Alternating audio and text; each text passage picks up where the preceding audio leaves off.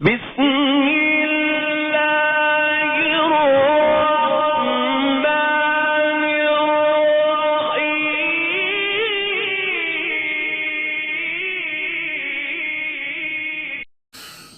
الحمد للہ رب العالمین وصلی اللہ علی نبینا محمد وعلی آلہ وصحبہ اجمعین اما بعد۔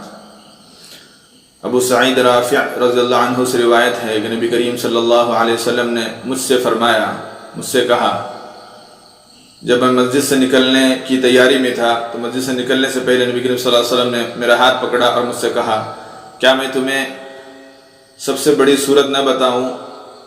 سب سے بڑی سورت نہ بتاؤں؟ تو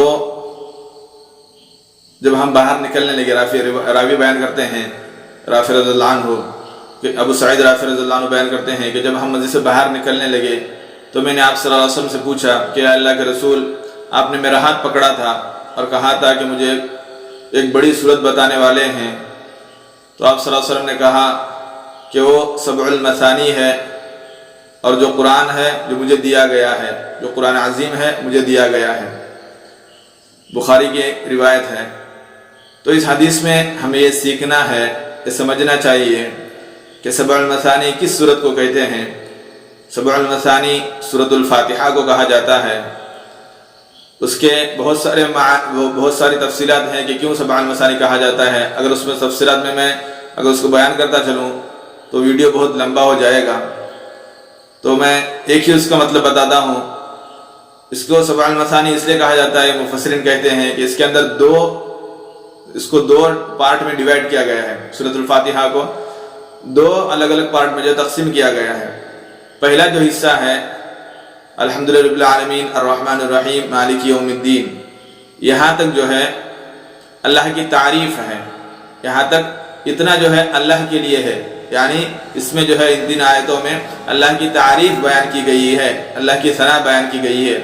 اور اس کے بعد جو آیتیں ہیں ایاک نعبد سے غیر المغضوب علیہم ولا الضالین تک، اس میں بندے کے لیے جو ہے دعا ہے، باقی حصہ بندے کے لیے ہے اور اوپری حصہ جو ہے آدھا حصہ اللہ کے لیے ہے۔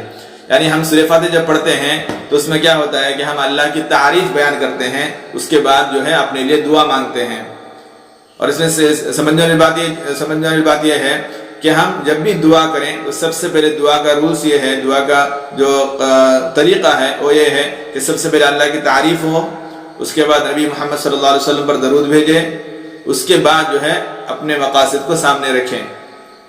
اب سورۃ فاتحہ کے اندر دیکھیے اللہ تعالیٰ نے طریقہ بتایا کہ سب سے پہلے جو ہے اللہ کی تعریف بیان کرنا ہے، الحمدللہ رب العالمین الرحمن الرحیم مالک یوم الدین۔ یہ تینوں آیتیں جو ہے اللہ کی صفات کو بیان کرتی ہیں، اللہ کی تعریف ہے، ہم اپنی زبان سے اللہ کی تعریف بیان کر رہے ہیں۔ اور اس کے بعد جو ہے ایاک نعبد و ایاک نستعین، ہم کیا کرتے ہیں؟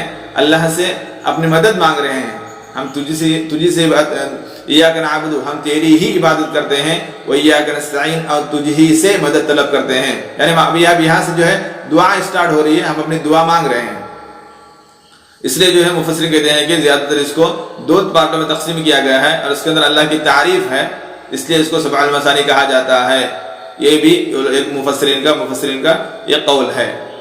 ابھی ہمیں اس کی تفسیر میں جانے کی ضرورت نہیں ہے، بس سمجھنا یہ ہے کہ ہم الحمدللہ ہر وقت جو ہے سورۃ فاتحہ کی تلاوت کر رہے ہیں، ہر دن میں 5 مرتبہ نمازیں پڑھتے ہیں، اس کے بعد سنتیں نمازیں پڑھتے ہیں، نفل پڑھ رہے ہیں، بہت سارے عبادت جو ہم لوگ کر رہے ہیں، ان میں جو ہے سورۃ فاتحہ کا ورد بار بار ہوتا ہے۔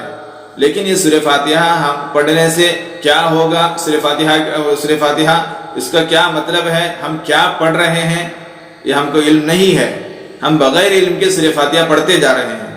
تو اس کا ضروری یہ ہے کہ سمجھنا چاہیے کہ ہم سورۃ فاتحہ کیوں پڑھ رہے ہیں، صرف ہم کیا پڑھ رہے ہیں، سورۃ فاتحہ کے اندر کیا ایسی خاص بات ہے۔ تو سب سے پہلی بات یہ ہے کہ سبع المثانی ہے، اور دوسری بات یہ ہے کہ یہ سورتوں میں سب سے بڑی سورت ہے، یہ سورتوں میں سب سے بڑی سورت ہے۔ اس سے پہلے کلاسز میں ہم نے کہا ہے کہ قرآن کے ایک حرف پر جو ہے 10 نیکی ملتی ہے، تو اس کے مطلب یہی ہے کہ الف ایک حرف ہے، لام ایک حرف ہے، میم ایک حرف ہے۔ اب یہاں پہ صرف الحمدللہ رب العالمین پڑھیں گے تو اس کے اندر ایک آیت کے اندر کتنے حروف ہو گئے؟ تو ایک ایک حرف 10 نیکیاں آپ شمار کر لو، سورہ فاتحہ کمپلیٹ ہونے تک آپ کو کتنی نیکیاں ملیں گی. یہ جو ہے جان کر جو ہے اس کا علم رکھتے ہوئے سورہ فاتحہ کی تلاوت کرنی ہے. اور دوسری اس بات کا بھی علم ہونا ہے کہ یہ اس کے اندر جو ہے ہم اللہ کی تعریف بیان کر رہے ہیں، سبع المثانی ہے، اللہ کی تعریف بیان کر رہے ہیں. اس کے بعد ہم اللہ سے اپنی ہدایت مانگ رہے ہیں، اس کے بعد ہم اللہ سے اپنے مقاصد بیان کر رہے ہیں. یہ جو ہے دعا کا طریقہ ہے. سورہ فاتحہ اللہ کی تعریف بھی ہے اور بندے کے لیے دعا بھی ہے. اللہ تعالیٰ سے دعا ہے کہ اللہ تعالیٰ ہم کو قرآن کو صحیح طریقے سے سمجھ کر پڑھنے کی توفیق نصیب فرمائے.